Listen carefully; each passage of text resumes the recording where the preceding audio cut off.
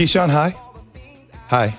Are you not good? talking to me? No, you're cool. You got here on You just time. gave me the Queen's wave. No, I just said, what's up? Okay. You and Zubin could talk about Thanksgiving, and I already gave Zubin my Thanksgiving take, and, you know. Jay's back. His Giants have won 3 in a row, and it's great to have you back. We're all whole again. Thanks, after about 5 days off. Absolutely. I mentioned that NFL history of the worst variety was made yesterday. Listen to this before we bring in the front office insider Mike Tannenbaum to help us decipher what in the world this team can do. The Broncos yesterday, I'm sure you saw this, they had to play with Kendall Hinton at quarterback, a guy that hadn't played quarterback since his college days, with the Broncos 4 quarterbacks all on their roster, either testing positive for the coronavirus and Jeff Driscoll, or the 3 others in close contact, with Brett Rippon, Drew Lock, and Blake Bortles unable to go. I'm sure you heard about it. Broncos, second team in the last 20 years, fellas, to finish with 0 or 1 completions in a game. And they were the first team with more passes picked off than completed. Think about that for a second. More passes picked than completed since the Chargers back in 1998. Key, I'll give you one guess who the quarterback was back then for the Chargers in 1998. Well, it's Phillip Rivers. Ryan Leaf. Oh, was it? 1998. Oh, 98, yeah, Ryan Leaf. Quick history lesson. It was against the Chiefs. You said interception charges. My mind went right to Phillip Rivers. He's been there forever. You said it with conviction, though. I respect that. Yeah, I was charged Phillip Rivers. Quick little note, and I'm sure Mike will remember this. This was a game against the Kansas City Chiefs, a division rival. It was pouring at this game. And that was the first game where you saw Leaf come a little unhinged. And maybe this isn't exactly going to be the Peyton Manning-Leaf comparison we thought of. It was a unbelievable day in the rain 22 years ago. Unbelievable Sunday. Let's bring in Mike Tannenbaum joining us on the Shell Pennzoil Performance Line, brought to you by Shell V-Power Nitro Plus Premium Gasoline. Mike, I want you to hear this from Vic Fangio, the Broncos head coach, saying he was disappointed in his quarterback room, but then he shared some other disappointment. Well, I was disappointed on a couple levels in that our quarterbacks put us in this position. Our quarterbacks put the league in that position. We count on them to be the leaders of the team and, leaders of the offense. And those guys made a mistake, and that is disappointing. Obviously, I haven't done a good enough job of selling the protocols to them, when they're on their own. So, part of that could fall on me there. Mike, good morning. Broncos President Joe Ellis, Executive Vice President John Elway had to deal with this over the last 48, 72 hours, something that you had to deal with as a front office guy. Whatever comes onto the desk, I got to deal with. Who's most to blame for this fiasco? I think Coach Fangio has it right. There's 2 aspects here. One is your quarterbacks. As Key knows, Coach Parcells always talks about quarterback. I want battlefield commanders. I want guys that are going to absorb blame and deflect credit. And that's exactly what didn't happen over the last 72 hours. I like what Drew Lock finally said yesterday afternoon, but the rules are the rules. And I'm sure the league looked at this, and while on one hand, guys, they were disappointed, on the other hand, I'm sure they said this is an opportunity that if everyone sees what happens to Denver, we'll have complete compliance moving forward. And I want to make one other really important point. Where was the competitiveness of the Denver Bronco defense? That Bronco defense played great against a good Miami team the week before, and what they should have said is, hey, we're playing a backup quarterback. We're playing Taysom Hill. And if the Saints can't score, this game will be 0-0. So let's put our foot in the ground. We know there was a mistake made on the other side, but what do we stand for as a Bronco defense? And to me, that was massively disappointing, and that was a great example of human nature. They went in the game expecting to lose, and that's exactly what happened. Mike, should that game have been postponed? Should they have moved it, postponed it?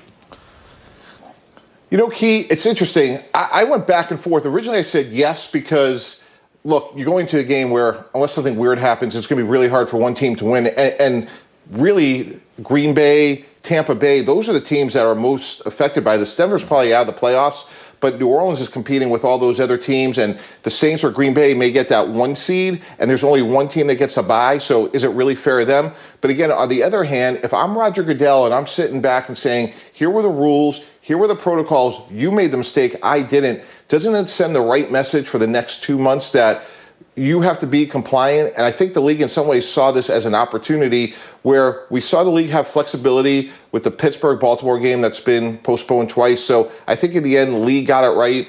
And I think Vic Fangio, to his credit, got it right, which is, hey, Drew Lock, you want to be this multi-million-dollar leader, you want to be the face of the franchise, do the little things right. When you look at it, some teams around the league, Philadelphia Eagles, for instance, had a quarterback that they kind of kept on the couch at home and paid money to. The Buffalo Bills have a quarterback in a similar situation. So other teams around the league kind of adopt that same situation? Absolutely. And I think what you can do now with technology is to say this quarterback will go to all the Zoom meetings. You're going to have a strength and conditioning coach closely monitor their condition, because I think that's one aspect of the story that people didn't realize, which was like, hey, can you sign somebody off the streets and just plug them in? You don't even know if they're in condition. So I think that's something we're going to see more teams do this week in terms of sign a player, make sure they're in the right condition, have them go to the meeting so at least they can function in a game. So, Kendall Hilton, while it was a great story on the one hand, on the other hand, he had no chance to be successful because he didn't even have the reps in terms of a walkthrough on a Friday and a Saturday. They just had to put him in there. So I think we're going to see more teams do that over the next month. No, that is correct. I was telling the guys here, I believe, and you could correct me because you were with me, I believe in 99, we lost a couple quarterbacks, including Vinny Testaverde, in the week of. I had to be the emergency quarterback, so I got a chance to see some things just in case I would have had to play. I was at practice. I was a part of the situation where this kid didn't really get a chance to do that at all. Hey, Mike, the Titans dominated the Colts. Derrick Henry, 27 carries, 178 yards, 3 touchdowns. Why isn't his name in the MVP conversation like we're talking about Patrick Mahomes? Yeah, Jay Will, it should be. He was the best player on the field yesterday. And what Tennessee can do is they can throw it over your head. And you look at 2 big passes to A.J. Brown as well as Corey Davis for 37 yards to Corey Davis. And what Tennessee can do is they can really spread you out because Tannehill can get the ball down the field. And then you let Derrick Henry go to work. 3 touchdowns yesterday. And maybe the other player that should be in the MVP candidates discussion should be DeForest Buckner.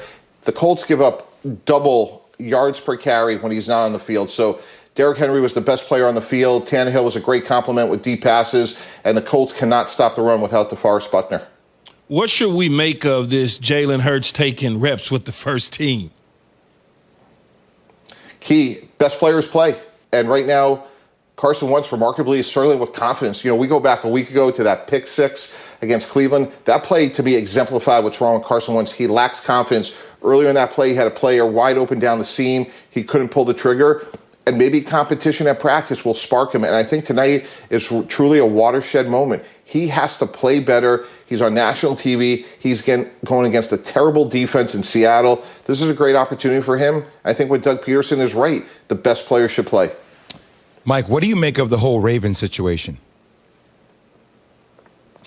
Well, again, when you juxtapose what's going on with Denver, I think they got it right, which is the league is at least giving them a couple of days to see who tested positive, who's going to be in quarantine. Now, look, one door closes, Lamar Jackson's going to be out, another door opens, RG3. I'm sure in the back of RG3's mind, Jay Will, he's saying to himself, I deserve to be a starting quarterback in the NFL. And could you imagine if tomorrow night, with all these backups, missing players like Mark Andrews and countless others, if RG3 goes into Pittsburgh against an undefeated team and comes out with a win, do you realize the amount of money he can make and change the narrative of his career, that maybe he could be a starter again? So those are the storylines that I love about our game. And that's why I think tomorrow night will be really interesting. Let's get RG3's A game and let's see what happens. Mike, we had a chance to watch Sunday night's football game, which really wasn't Sunday night's football game. I'm talking about the Buccaneers and the Kansas City Chiefs, because the Chicago Bear game was not even close to Sunday night football. What should we be concerned about in terms of Buccaneer fans? Yeah, what's really obvious, unfortunately, is Tom Brady's really struggling getting the ball down the field. Right now, he's 26th in the NFL when the ball travels 20 yards or more. So if we know that, we know opposing teams' defensive coordinators know that. They have to be able to get the ball to the running backs and the tight ends consistently in the running game. We know that's where Tom Brady excels. And Ronald Jones from, of course, USC Key, made a great play in the passing game. They need to do more of that. That's where Tom Brady's great, controlling the middle of the field, play action. That's his game. And right now, their defense is still playing well despite what happened yesterday. They're third in the league in defensive efficiency. They got to get this passing game right, because they're still in the thick of things. They have 7 wins, and their season's far from over, but they got to get that fixed quickly. Thick of things is right. This year, there are 7 teams in each conference that'll make the